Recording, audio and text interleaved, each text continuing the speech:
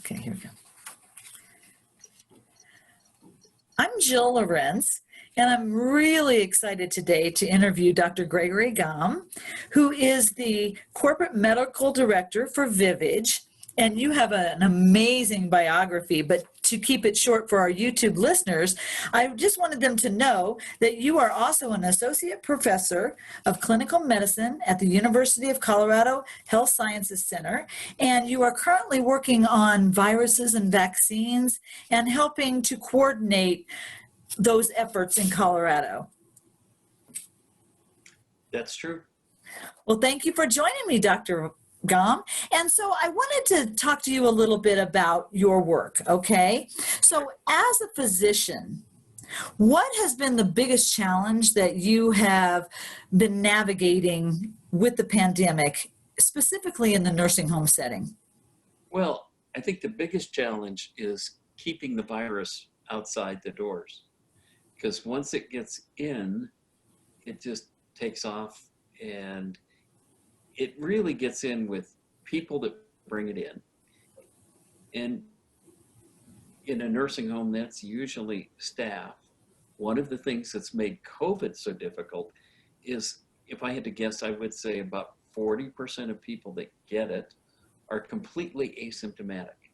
When we did research last spring looking for, I worked with the CSU microbiology department, and we routinely checked all staff in about 6 facilities every week. And it was really common to find people that were positive and have them say, your test is wrong. I don't feel anything. I have no symptoms whatsoever. Your test must be wrong. And in fact, we'd repeat it, and it was positive. And over time, there was more acceptance. But I think that's what makes it really difficult, is that if 40% of people that get it are completely asymptomatic, they could come to work, they take their mask down to get a sip of coffee, or they talk to a resident, and through a mask, it's hard. So you pull your mask down so the resident can hear you. And in so doing, you share the virus unintentionally. So the most difficult thing is to get people to do the simple things all the time.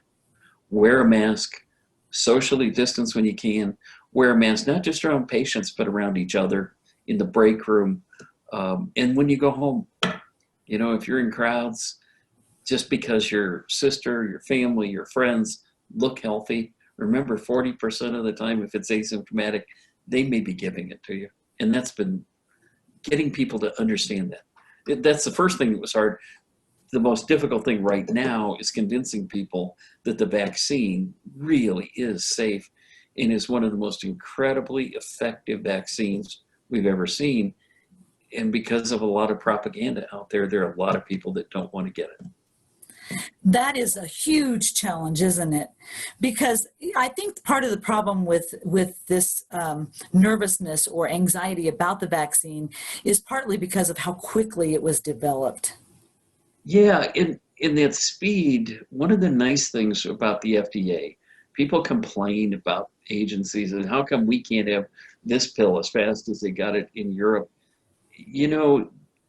It's every once in a while you find something out after you get out there in the community because somebody else hurried too fast, and then you think, boy, am I glad we didn't approve that one. Right.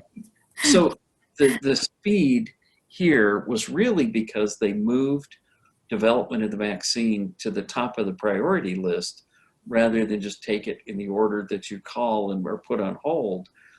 They weren't allowed to skip any steps. They still had to have a minimum of 3,000 participants. They had to track at least, for safety, 8 weeks after you got your dose. They didn't skip any steps. They were just prioritized. So at each phase, everything was reviewed quickly by 2 different independent bodies. And they said, this looks good, move on. Or they said, this doesn't look very good, you're out. So they did eliminate people that were trying to make vaccine. So it's just moved faster, but they didn't skip any steps. Thank you for addressing all of